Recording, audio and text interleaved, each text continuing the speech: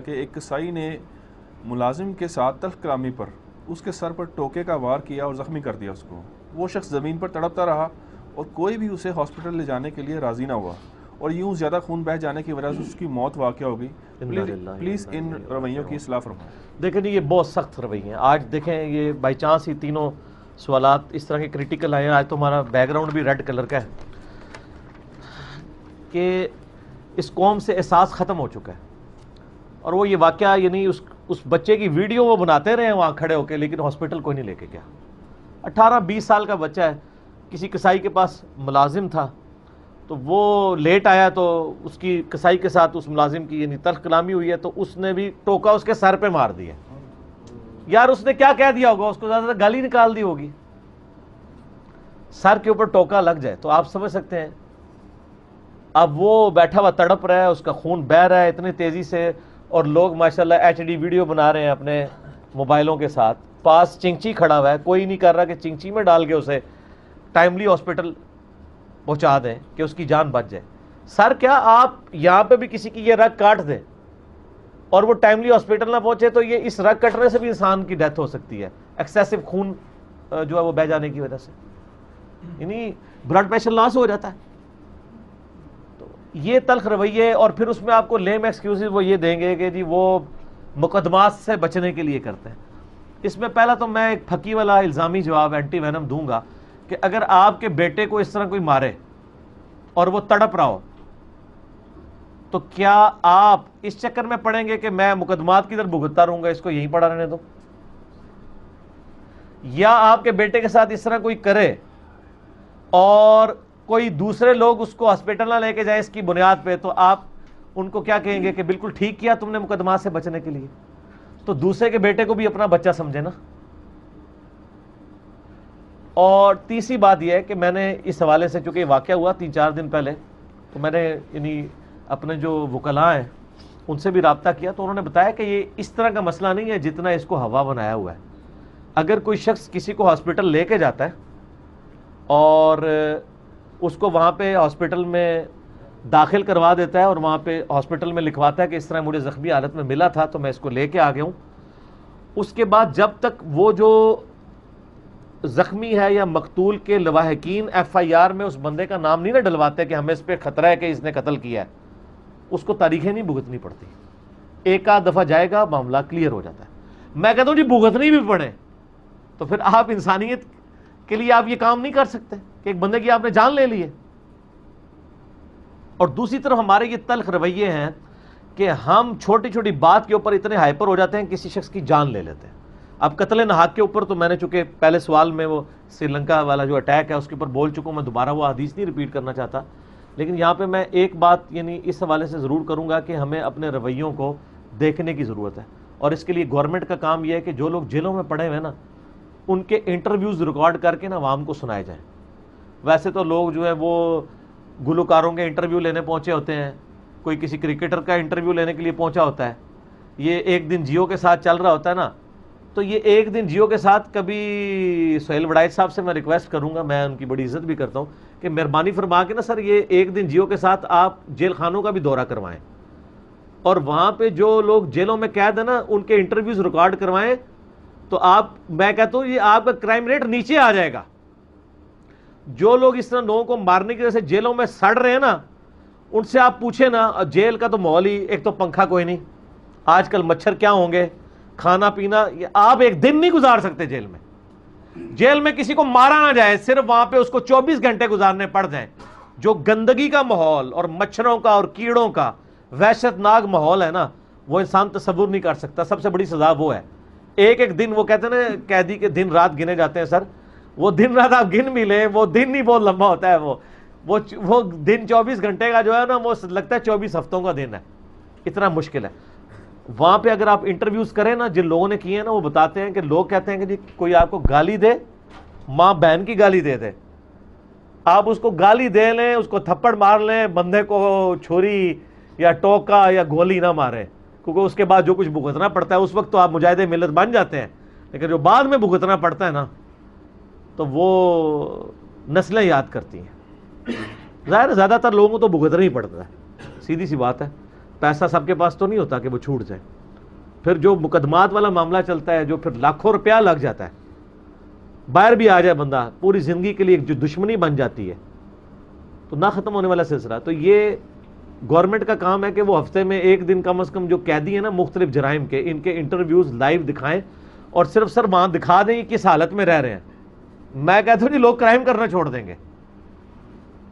صرف مجھے یہ بتائیے, اگر کسی شخص کو عذاب قبر لائیو دکھا دیا جائے, بندے کا پتر نہیں بن جائے گا؟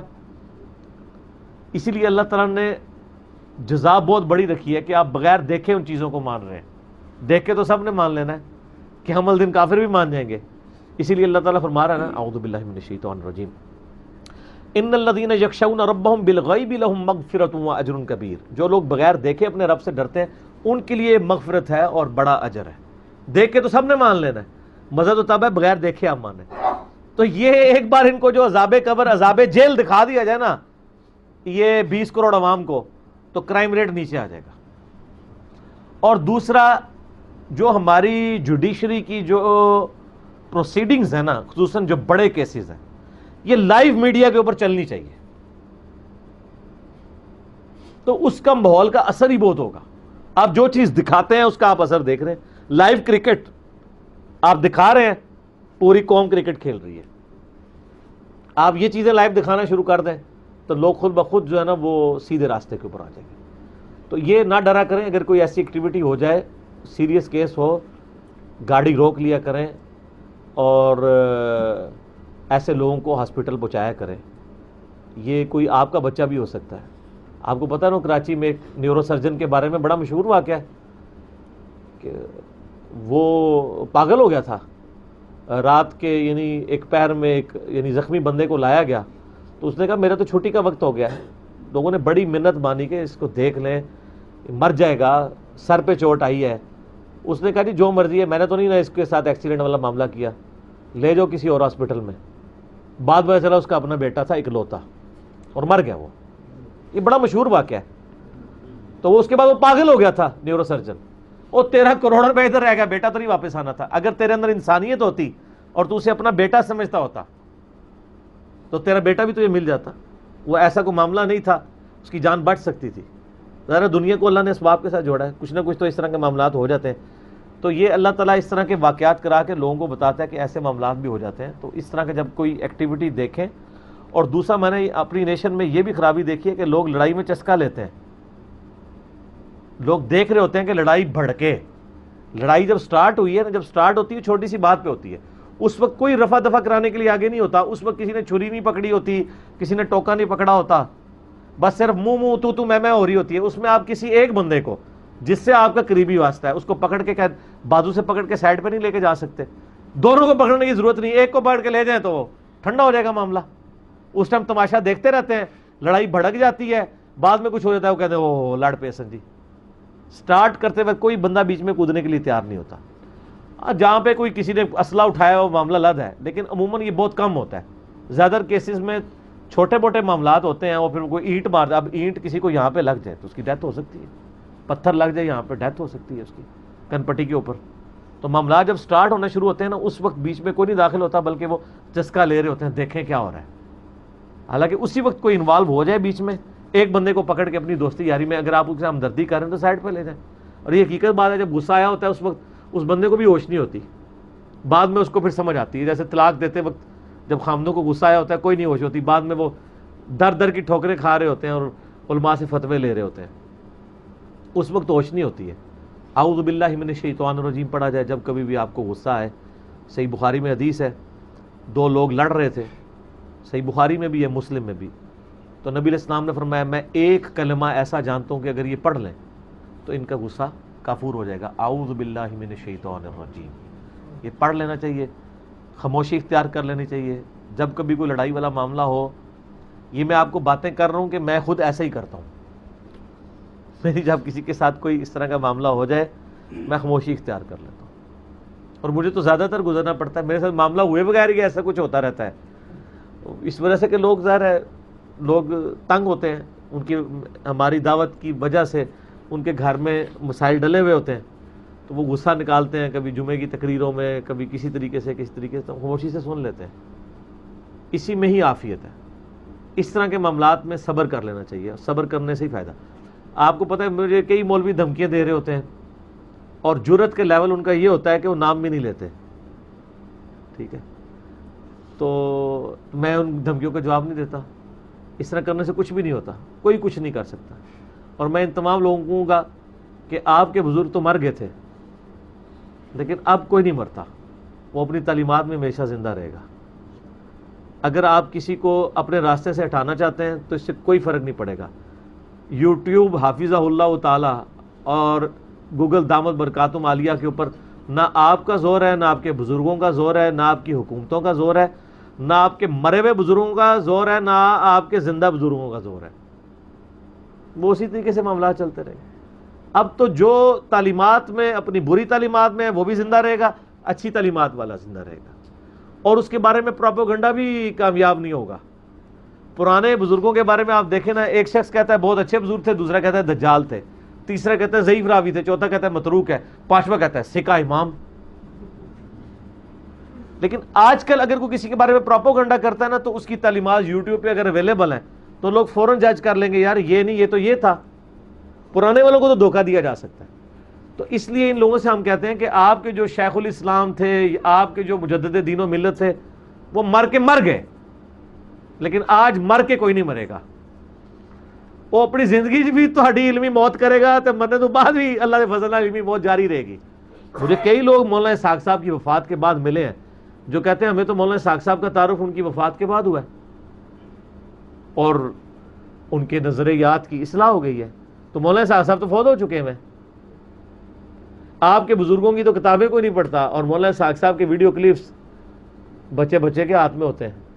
آپ کتاب مفت بھی پکڑاتے ہیں کسی کو کہ جی یہ کتاب لکھی ہے امام ابن تیمیہ نے منہاج السنہ, ٹھیک ہے جی, یہ آپ پڑھ لیجئے گا. یہ اشعری تھانوی صاحب نے کتاب لکھی ہے جناب حفظ الایمان, یہ آپ پڑھ لیجئے گا. یہ احمد صاحب بریلوی صاحب کے ملفوظات ہیں, پڑھیں. اور اللہ کی کتاب پڑھنے کا ٹائم نہیں. ہاں, ابن تیمیہ کے, احمد صاحب بریلوی کے اور اشعری تھانوی کے کوئی ویڈیو کلپس آ جائے نا, تو میں آپ کو گارنٹی دیتا ہوں میں اپنے یوٹیوب چینل سے چڑھا دوں گا, بہت لوگ دیکھیں گے انشاءاللہ. تو وہ ملنے کو نہیں ہے, ٹھیک ہے. تو اپنے بزرگوں کو اب آپ روئیں بیٹھ کے. اور رسول برکت کے لیے ایک میں جملہ بول دیتا ہوں کہ 1400 سال سے وہ لوگ رو رہے تھے کہ جو اہل بیت کا غم رکھتے تھے, لیکن اب قیامت تک ان لوگوں نے رونا ہے کہ جن لوگوں نے اہل بیت کے مخالفین کو تکلیفیں دی ہیں.